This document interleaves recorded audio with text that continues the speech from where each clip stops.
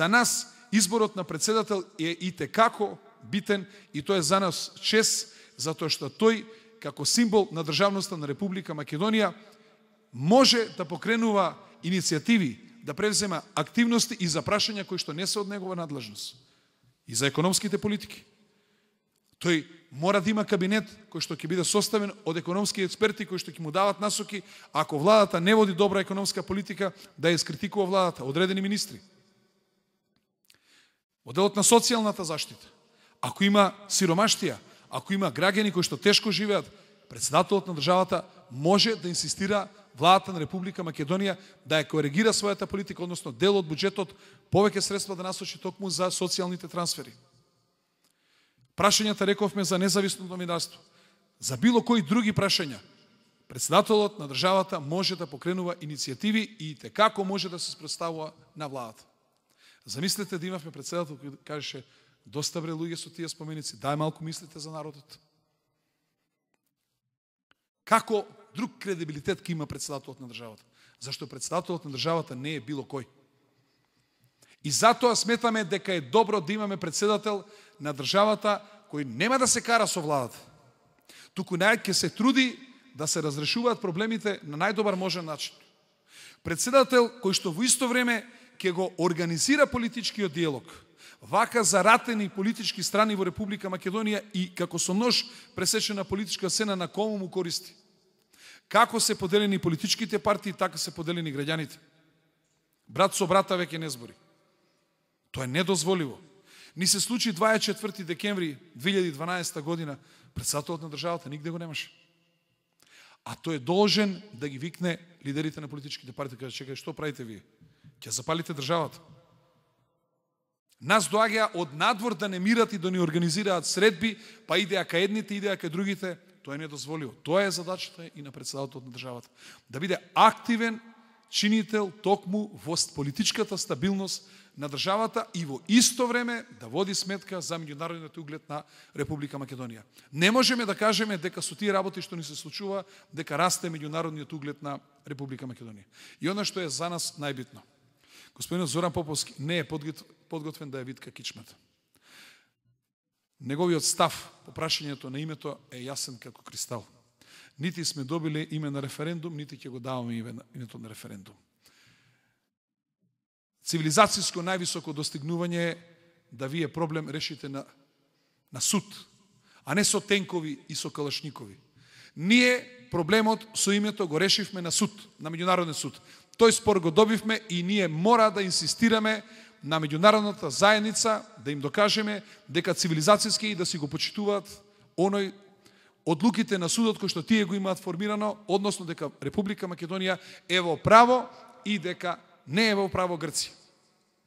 Но во исто време, јас очекувам дека овој наш председател ќе води политика со која што ќе ги подобрува меѓусоседските односи, дека ќе се потруди да го разрешиме проблемот или да се потпише тој договор за добрососедство со Бугарија, да се разреши проблемот со црковното прашање со Србија, да имаме добри односи со Косово. Недозволиво е она летос кај што се случи да ние правиме блокада према Косово и да имаме такви кавги.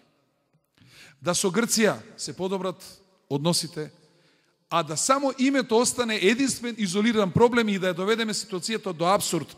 Ние во други сегменти треба да имаме добри односи со Грција, скаже да, ова е абсурдот. Во се добро ние функционираме и со Грција и со било кој друг сосед. Ете, за таква држава треба да се бориме и таков председател и треба на Република Македонија. Председател кој што нема да биде свртен кон минатото, туку кон сегашноста на овие деца и кон нивната иднина. Таков председател ни треба. 9 години сме со статус кандидати, меѓутоа со непочнати преговори.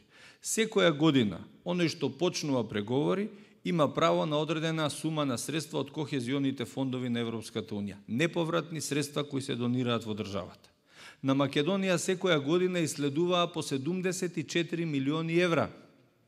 Помножете по 9, тоа се преку 700 милиона евра средства неповратни, кои што можевме да ги вложиме во инфраструктура, во создавање на нови работни места, а тие некако ни поминаа пред нос.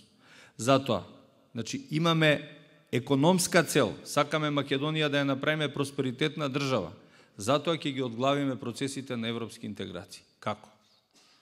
Пред се, нема да провоцираме, сакаме да бидеме ориентирани кон сегашноста и иднината, да не се бавиме со историја, историјата ќе ми оставиме на историчарите и најважно од се, сакаме да имаме професионални дипломати. Веројатно сте слушнале колку скандали се случија во нашите дипломатски представништва во изминатите години во Камбера, во Хаг, во Хрватска, во Загреб, во Виена.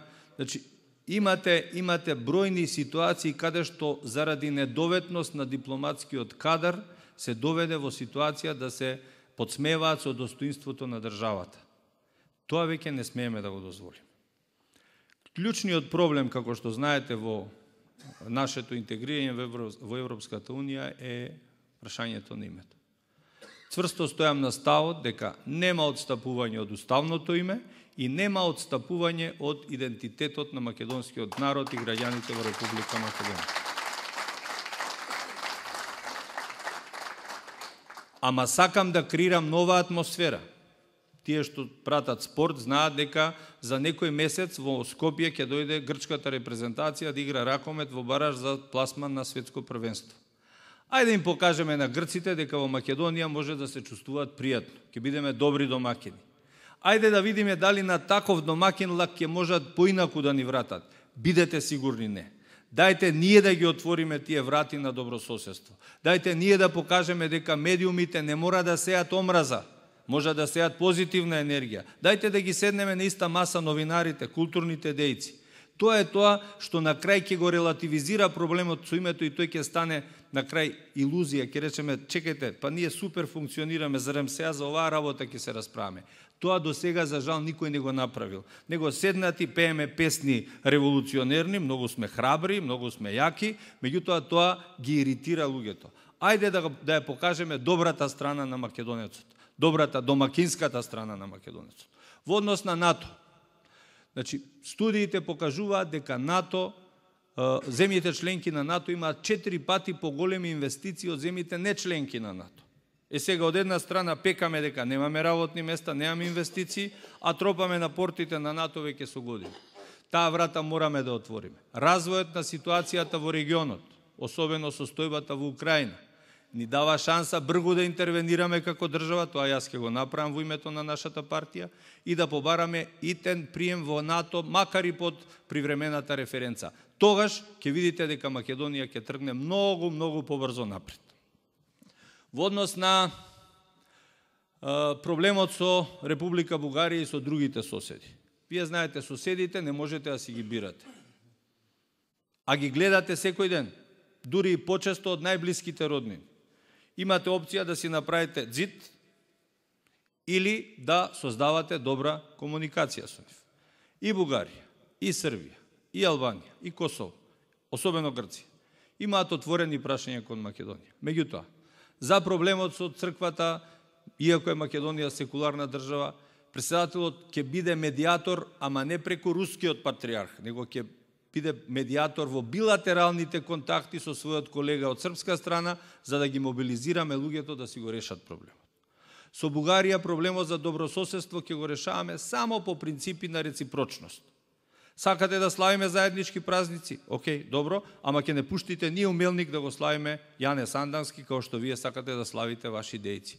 Тоа значи дека во прашање нема да го доведуваме идентитетот на македонскиот јазик, тоа не е акцент на бугарскиот, и идентитетот на македонскиот народ, тоа не е никаква група на бугарскиот народ. Така што во тој дел позицијата е чиста, а со добра намера, со добри, да речам, странични активности со други целни групи, јас мислам дека луѓето ќе сватат дека имаме добра намера и моето настојување да престанеме да се провоцираме, да престанеме да комуницираме преку одредени пораки кои што ги фрустрираат граѓаните во соседните земји. 60% од земјите својата трговска размена ја прават со земјите од соседството. Значи, ние сме упатени, врз основа на сите овие бројки што ги кажав, ние сме упатени подхитно да бараме начин како да влеземе во ЕУ, како да станеме дел од НАТО алијансата и како да си ги подобриме добрососедските односи. Вие гледате, ви препорачувам да ја погледнете дебатата на претседателските избори од 2009 година. Се што беше кажано, до денеска ништо не е направено. На исти позиции сме 2009-2014. Доколку бидам избран за претседател на Република Македонија, се тоа што го кажа во 2019 година ќе биде реалност. Ви ветувам.